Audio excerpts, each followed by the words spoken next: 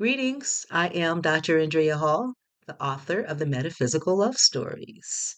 If you like romance with a deeper twist, stick around because today I will be reading from my first book, Good Regardless, a Metaphysical Love Story, and from chapter 8 entitled Time for Me to Do Me. I'm reading raw and uncut.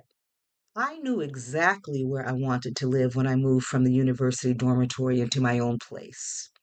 The luxury condos at the resorts I stayed in on various weekend rendezvous with Sagai filled me with a longing for such a place to come home to every night.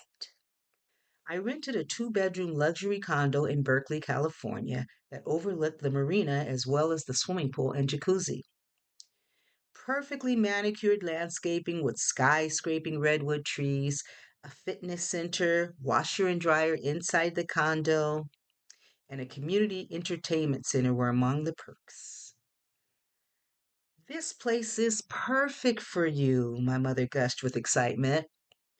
I hate that you insist on living alone, but it makes me feel better to know that someone will always be close enough to hear you scream if you ever need to.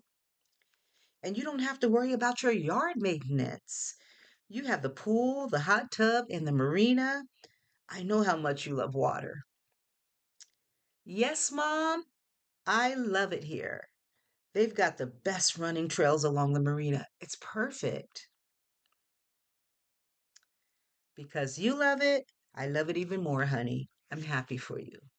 She gave me a big hug. Ayanna loved it too. We beamed. Smart choice for now, Dad said. A condo is good for you right now. You can get a house later when you have a husband and he can help you to keep the place up. Maybe I'll get a husband and maybe I won't. Maybe I'll buy a house instead of a condo and maybe I won't. And maybe I'll stay single and hire a handyman to service all my needs, I teased suggestively. I'm good regardless.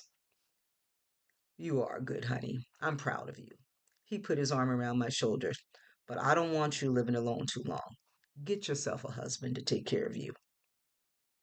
I knew him well enough to know he was only half kidding. He planted a kiss on my cheek as Mom and I groaned and rolled our eyes. It's perfect for us. And you're not living alone. We are living together. We don't need Sagai to take us to a resort, sis. We live at the resort, I heard Ayanla say.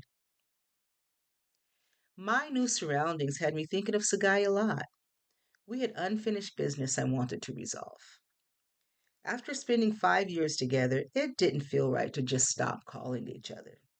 I wanted to talk to him. I called him and invited him over after I was all moved in. He came, but he was obviously disgruntled. Why are you calling me now? You seem to be doing fine without me. Now, suddenly you're calling. What do you want? He pouted, looking as if he'd been betrayed. I don't want anything. You're right, though. We really should have had a conversation before we just stopped calling each other. You stop calling me!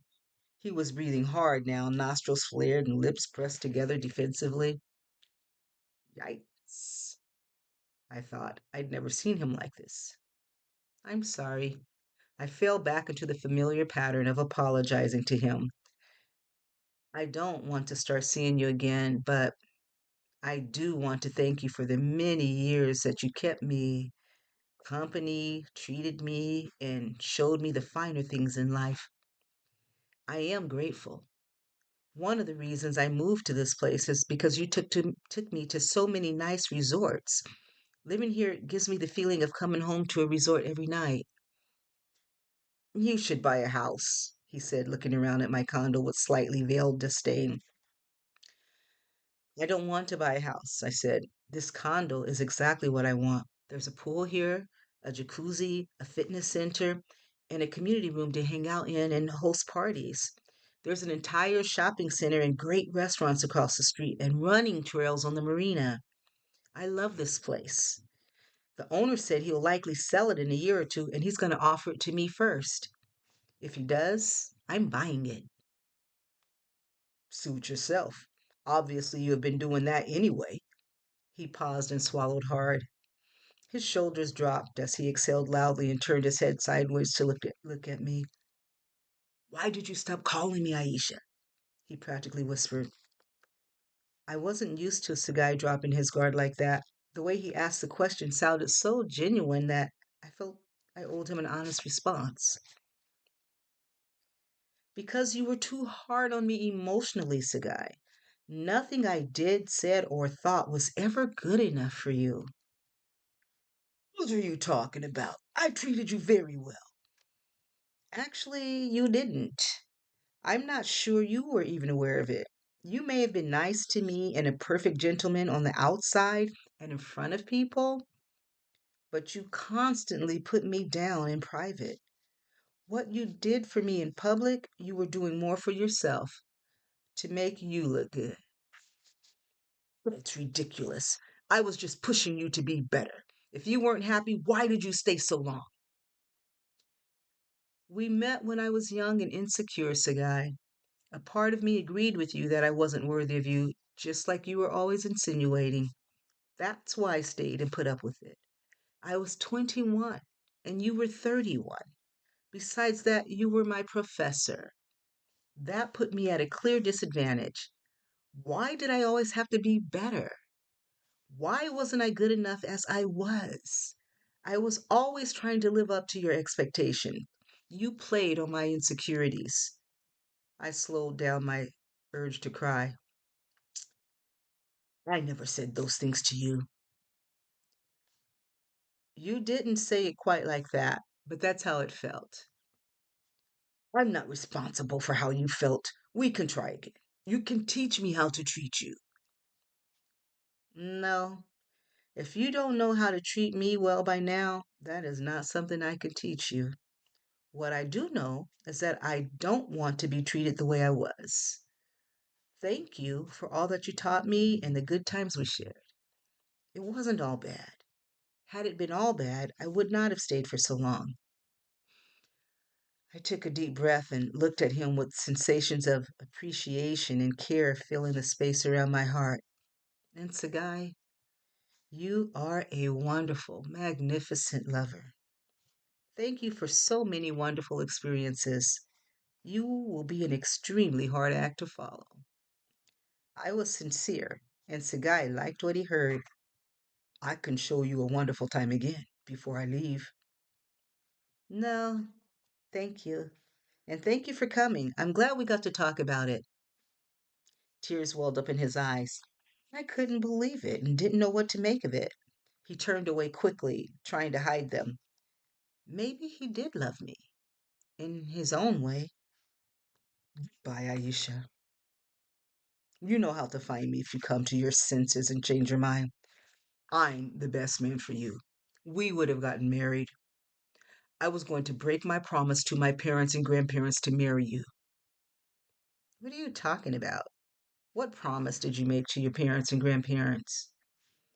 I was supposed to marry an Ethiopian girl living in my country. She's younger than you. With widened eyes and a furrowed brow, he paused to let that sink in as if younger meant better. She was promised to be my wife. I was going to break that promise to marry you. It would have been a profoundly serious offense to all, but I would have done it for you. Shaking his head incredulously, narrowing his eyes and sneering at me, he said through clenched teeth, You ruined everything. What? Am I supposed to be flattered? My voice went up an octave.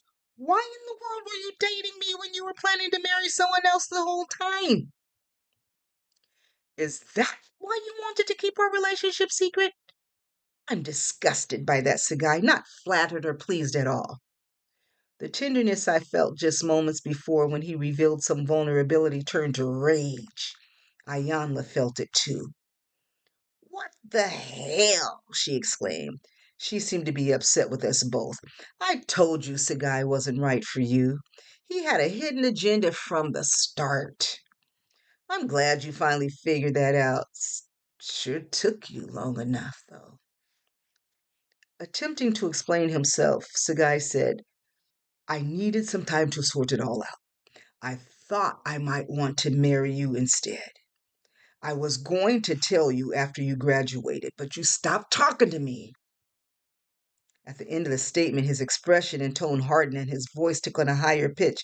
The sneer returned and he hissed, "You became so high and mighty after you became a nurse and started earning money. You wasted so much of my time." A million questions and answers surfaced in my mind.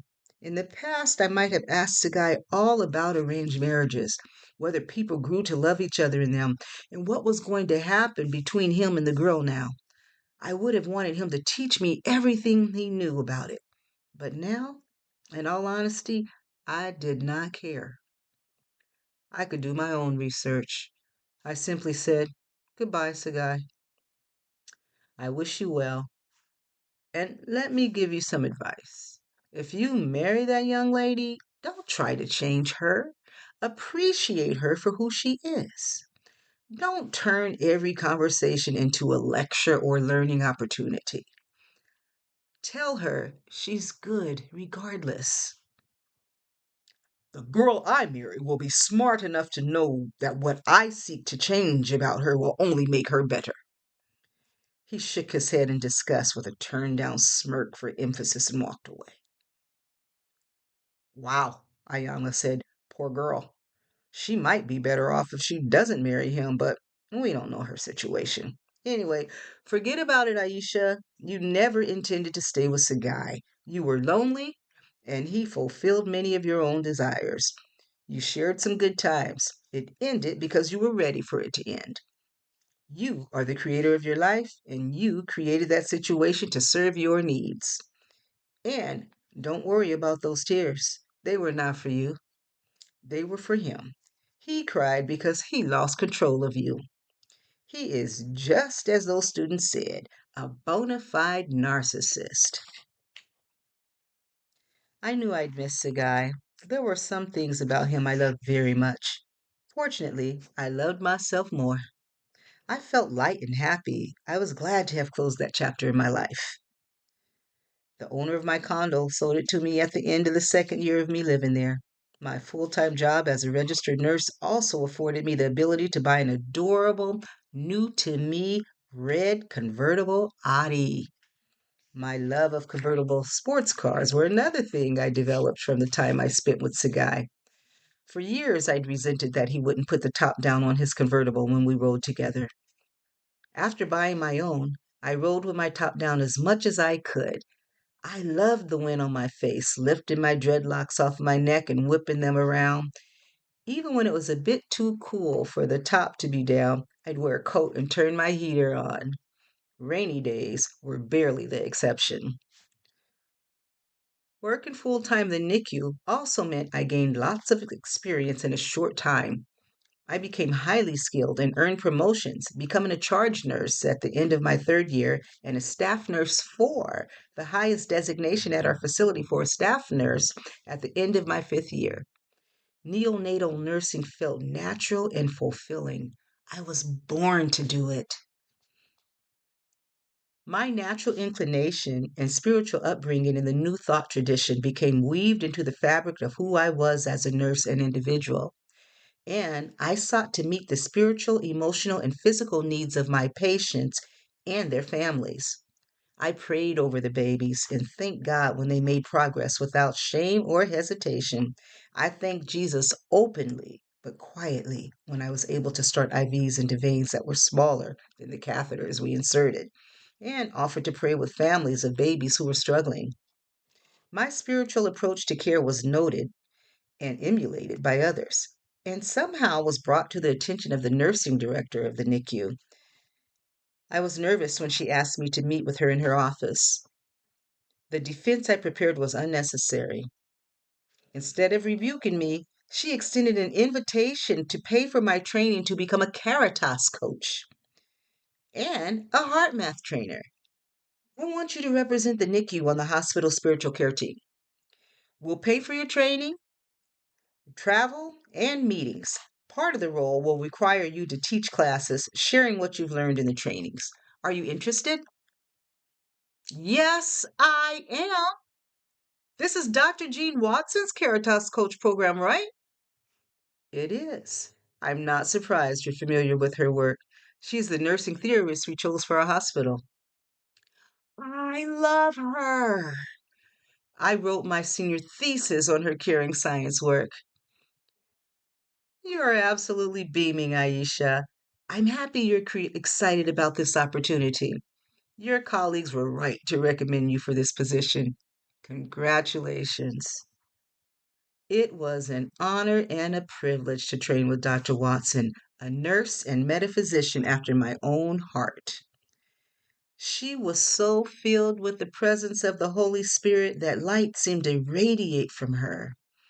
I tried not to behave like a groupie in her presence, but along with our entire cohort, we were clearly smitten. The 6 months of training in the Caritas program and subsequent heart math training flew by, after which I became the NICU representative on the hospital spiritual care team. Our team consisted of hospital chaplains and care providers from other disciplines, including respiratory therapists, medical imaging, and physical therapists. We bonded over discussing principles of loving and caring for ourselves first, and then extending love and care to our patients, their loved ones, throughout the hospital and out into the world. Some people jokingly referred to us as the Love Club. We didn't care. We even laughed and referred to ourselves as such. We reveled in the conviction that ours was not only a profession, but a spiritual calling and ministry. Some of the people who laughed behind our backs sought us out when they needed an encouraging word, comfort, or simply a hug. One of the ridiculers, a rough, tough, gruff nurse wearing faded, baggy blue scrubs, followed me into the break room one day. The scrunchie, holding on to her gray hair hand brushed into a low, sloppy ponytail, threatened to fall off at the end as she approached me. Only the two of us were present. I need a hug, she croaked. I smiled and gathered her in my long arms. I held her tightly, swaying slowly from side to side. Her plump body slumped against me as she rested her head on my shoulder. She cried softly for literally a minute, her breath shaking as she wept. Then, just as abruptly as she made her request for the hug, she stood straight, dried her eyes, swiped at the tears wetting the gray whiskers on her chin, and gave me a rough pat on the same shoulder she had just cried on. Thanks, kid. Don't tell anybody. I won't, I promised as I knelt to pick up the scrunchie that had given up and fallen to the floor. She turned and stood still as I smoothed her surprisingly soft hair back and secured the ponytail tighter and higher. Tears filled her eyes again as she winked at me and left without saying a word. My sense of self worth during that time soared and was largely tied to my job. I volunteered to work extra hours when needed, especially weekends and holidays, which allowed other nurses with children to spend weekends and special holidays with their families. Because my mom had been a staff nurse when I was small, I remember how special it felt to have her home to spend the actual holiday with us. The double time and a half pay for working holidays and on my weekends off was a welcome advantage as well. My parents complained because they wanted me home for the holidays with them, but I simply celebrated with them on another day by the way my mother did in the past. Frankly, holidays at my parents' home felt hollow without Ayanla's physical presence. I enjoyed my private spiritual celebrations with her much more. Thank you for listening. If you enjoyed this reading and if you'd like to get your own copy and continue the journey, just click the link in my description box to order your own book. Now, this is Dr. Hall saying, enjoy your life. Thank you.